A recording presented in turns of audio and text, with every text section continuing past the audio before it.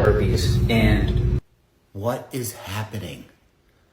What is happening? Listen, I'm 44. I'm physically, I guess, older than some of you may be, but I'm not mentally old. I keep up with the times. I know what the fuck is going on. Never in a million years did I think I would live to see herpes influencers. I swear to God. Listen, having herpes is truly nothing to be ashamed of. A lot of people have it. You know what is something to be ashamed of? I watched the whole video. He's selling a course on how to empower yourself through herpes. This guy's monetizing herpes. What kind of late stage capitalism are we in right now that a valid career path is getting herpes and then selling a course to people on how to get through it? Hi, it's me. A few of us know by now that I am summoned when anyone on the internet tries to slam herpes and my herpes hotties. You could say this brought me out of a quasi-retirement because it's been a while since I've had to do a takedown. Let's get right into it. You agree that there's a stigma around herpes that needs to be eradicated, but you don't want us talking about it, supporting people with it, or God forbid, selling any goods and services associated with it like any business would to compensate themselves for their output. If I spent 2 years writing and designing an ebook about herpes and everything I have to say about it, I'm likely going to want compensation for it, and here's why. If I can find a way to support myself with supporting the people and communities that I care about, then I can support them more. Let's say you have a full-time job, but you're starting to make enough money to go part-time or quit that job entirely to focus on your herpes support work instead. What happens? Well, now you get more time, spaciousness, and energy to create more support work for a community that's in dire need of it. You get diagnosed with herpes, and the best you're going to get is a pamphlet explaining it. With a Reddit forum to sift through, that might not be your best source of comfort at 3 o'clock in the morning when those dark thoughts that inevitably follow the diagnosis of such a stigmatized virus come. Yes, there's therapy, and I, like many others, thoroughly recommend it, but sometimes it helps to also talk to someone who's been through the exact same thing as you, that might have wisdom, tips, and knowledge to share that took them years to acquire when you're just starting out, to see them own their status, navigate the dating world, and living an example of what's entirely possible with herpes because you're not the walking fiery inferno that you and other ignorant people like you seem to think. I've heard sentiments like yours before. Keep it between you and your partners. Some things shouldn't be shared online. Oh, but fight the stigma. Yes. You let me know how you'd plan to destigmatize something with no public forum or discourse, and how you'd get the support that you can offer to a community that needs it in a cone of silence where you can't make it known and talk about it publicly because it's too taboo. But doesn't taboo create stigma? Isn't that the whole idea? It doesn't make much sense, does it? I'm sure you and other people in your comment section pretending they've never come across herpes would like us to disclose our status in relations with you. Yet you don't want us to equip ourselves with the confidence and tools to have those sexual health conversations successfully.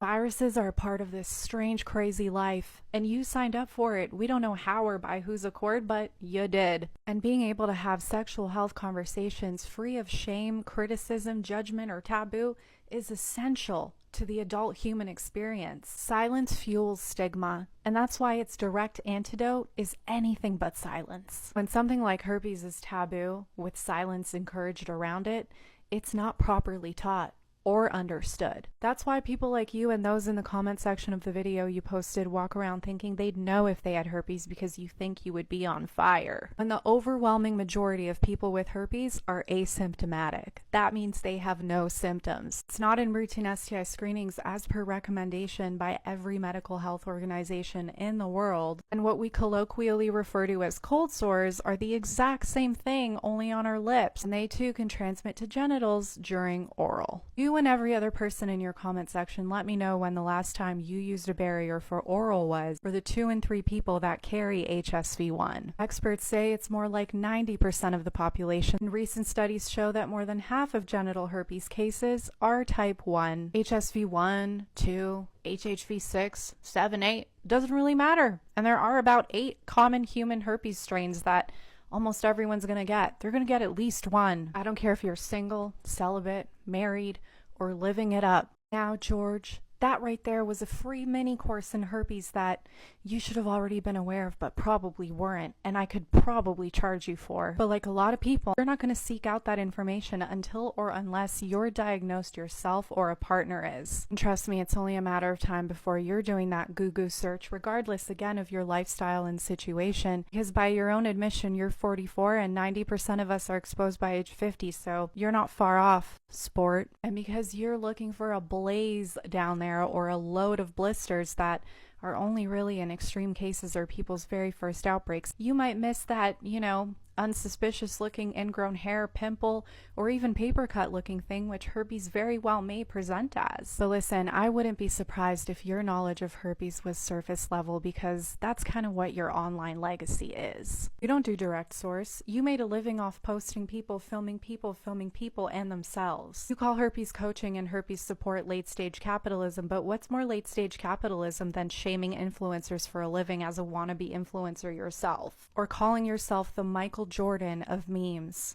Michael Jordan. When you slap shower thoughts onto a photo of a person that didn't consent to be memeified. Typing a little phrase beside a photo is easy work. Here's an example. I actually think that the average influencer doing a silly, goofy dance for TikTok in public has a lot more courage than a man profiting off of the surveillance of it. And I think the rise of a herpes influencer and a person deciding to speak about something so stigmatized online takes a lot more fucking balls than you setting up that little tripod and filming yourself whining about it. I digress. Most people's access to herpes knowledge is as surface level as your memes. It often comes from mainstream movies and TV series that feel the strange need to continue bashing something that most of us have. Now, Christopher might use tactics in some of his videos to get them seen, like a lot of influencers would and should, to break through algorithms, especially when algorithms have a tendency to suppress taboo topics like you're trying to do. Wasn't his shirtless flex similar to this peck pop in your video here? Haters gonna hate.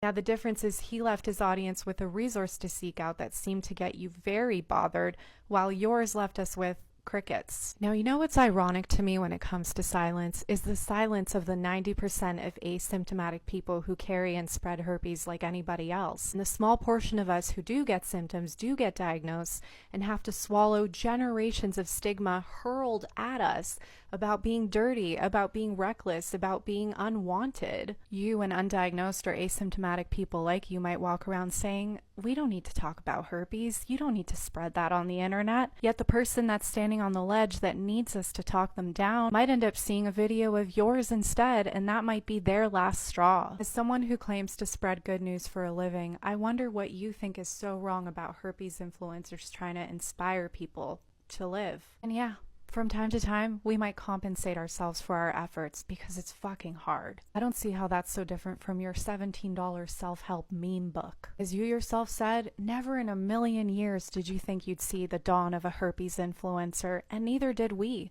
But herpes has been around for millions of years, and it's about time someone fucking talked about it. And ironically, by posting content about how annoyed you were that we were talking about it and potentially compensating ourselves for it, you just spread more good news. That herpes isn't a big deal, you're still fucking hot with it, and we're here to support ya.